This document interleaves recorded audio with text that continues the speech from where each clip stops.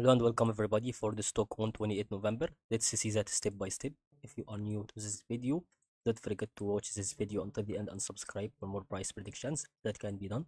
So according to what we want here, it is going to be about 1 week or 1 day update. So if we went for 1 day update, it's going to be giving us larger movements.